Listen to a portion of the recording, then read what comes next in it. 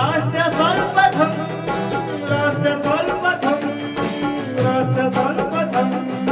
राष्ट्र सर्वप्रथम। लोकसभा चुनाव के 7वें चरण की वोटिंग हो रही है। इस चरण में उत्तर प्रदेश की भी 13 सीटों पर वोट डाले गए। शनिवार सुबह मतदान शुरू होने के बाद उत्तर प्रदेश के मुख्यमंत्री योगी आदित्यनाथ गोरखपुर में अपना वोट डालने पहुंचे। वोटिंग के बाद उन्होंने मीडिया से बात करते हुए गर्मी में मतदान के प्रति उत्साह दिखाने के लिए वोटर्स का आभार व्यक्त किया। मित्रों, लोकतंत्र का महापर्व लोकसभा चुनाव 2024 अंतिम चरण का चुनाव आज देश के 8 राज्यों के 57 सीटों पर हो रहा है, जिसमें उत्तर प्रदेश की 13 सीटों पर भी आज पूर्वी उत्तर प्रदेश में मतदान हो रहा है। पिछले 2.5 महीने से अधिक समय से जो देश के अंदर आम जन की आकांक्षाओं को पूरा करने के लिए जनता जनार्दन की जो अपेक्षा थी, उसके अनुरूप विभिन्न राजनीतिक दलों ने जनता जनार्दन के सामने अपने अपने मुद्दे रखे, अपनी सरकारों के समय के कार्य और कारनामों को रखे। आज अंतिम चरण में 8 राज्यों के 57 सीटों पर मतदान हो रहा है। उत्तर प्रदेश की भी इन 13 सीटों पर, जो हमारी पूर्वी उत्तर प्रदेश में महाराजगंज, गोरखपुर, कुशीनगर, देवरिया, सलेमपुर, बलिया, घोसी, गाजीपुर, वाराणसी, चंदौली, मिर्जापुर, रावड़गंज, ये सभी सीट्स हैं। इन सब पे इलेक्शन प्रारंभ हो चुका है।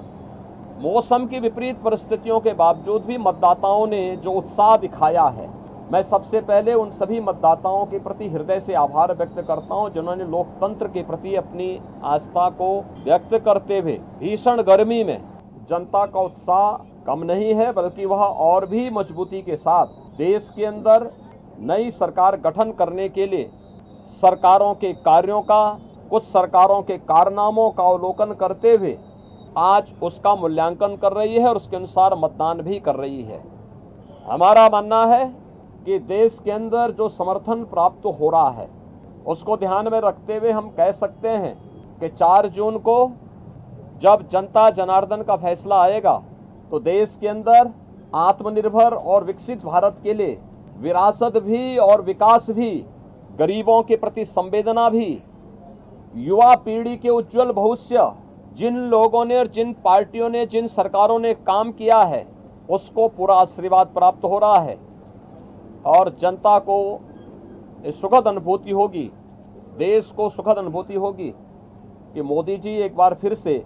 प्रचंड बहुमत के साथ सरकार बनाएंगे। उत्तर प्रदेश इसमें अपनी भूमिका का निर्वहन करेगा पूरी मजबूती के साथ।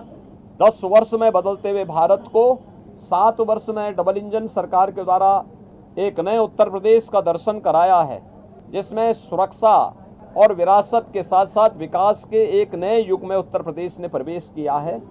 यह एक सुखद अनुभूति उत्तर प्रदेश वासियों के लिए, यहाँ के युवाओं के लिए, यहाँ के किसानों के लिए, यहाँ की बहनों और माताओं के लिए, बेटियों के लिए, व्यापारियों के लिए, समाज के प्रत्येक तबके के लिए सबका साथ और सबके विकास की भावना के साथ मोदी जी के नेतृत्व में जो कार्य हुआ है, मुझे लगता है कि जनता जनार्दन का वह आशीर्वाद मोदी जी को, भारतीय जनता पार्टी को पूरे देश के अंदर प्राप्त हुआ है, हो रहा है। और आज 7वें चरण में भी पूरे देश के अंदर जो उत्साह देखने को मिल रहा है, एक आत्मनिर्भर और विकसित भारत की जिस संकल्पना को मोदी जी ने आजादी के अमृत महोत्सव वर्ष में देशवासियों को दिया है, उसको साकार करने का समय आ गया है, जिससे भारत आज जो देश की सबसे बड़ी, दुनिया की सबसे बड़ी उभरती हुई अर्थव्यवस्था है, यह आगामी 3 वर्ष में दुनिया की तीसरी बड़ी अर्थव्यवस्था 2047 तक भारत को दुनिया के विकसित देशों की श्रेणी में खड़ा करके हर एक नागरिक के जीवन में खुशहाली लाने के लिए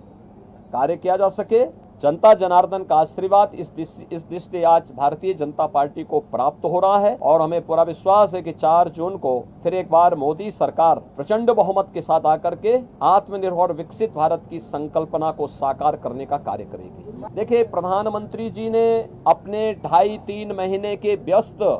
दिनचर्या में से कुछ समय, यद्यपि उनका पूरा जीवन भारत माता के लिए समर्पित है, बिना रुके, बिना डिगे, बिना झुके उन्होंने 10 वर्षों से भारत की सेवा की है और देश के हित को सर्वोपरि मानते हुए दुनिया के अंदर भारत का सम्मान बढ़ाया है। मोदी जी की यह आराधना एक आध्यात्मिक आराधना, राष्ट्र आराधना है। भारत माता के इसी चरणों में वह एक आराधना है जो राष्ट्र को समर्पित है, भारत की 140 करोड़ जनता की, जनार्दन की सेवा के लिए, उनके उज्जवल भविष्य के लिए समर्पित है। और ये भारत की परंपरा है। आध्यात्मिक आराधना को समझने के लिए भारत और भारत जैसा मन चाहिए। भारत की सनातन मूल्यों और आदर्शों के प्रति निष्ठा का भाव चाहिए। जिनके मन में भारत के प्रति आस्था का भाव नहीं है, भारत के सनातन मूल्यों और आदर्शों की ध्वजियां उड़ाना जिन्होंने अपने जीवन का उद्देश्य समझ लिया था और जिनके कारनामों से जनता उनको बार बार ठुकराई है, वे लोग मोदी जी के इस ध्यान साधना और इस राष्ट्र आराधना का मखौल भले ही उड़ा सकते हैं, लेकिन जनता जनार्दन अपने नेता के समर्थन में जुड़ी हुई है और जनता जनार्दन का पूरा आशीर्वाद, पूरा स्नेह मोदी जी के साथ में है। और हम विश्वास के साथ कह सकते हैं कि यह मोदी जी की ध्यान साधना का कार्यक्रम भी राष्ट्र आराधना का हिस्सा है और इसका लाभ भी देश को प्राप्त होगा। राष्ट्र सर्वप्रथम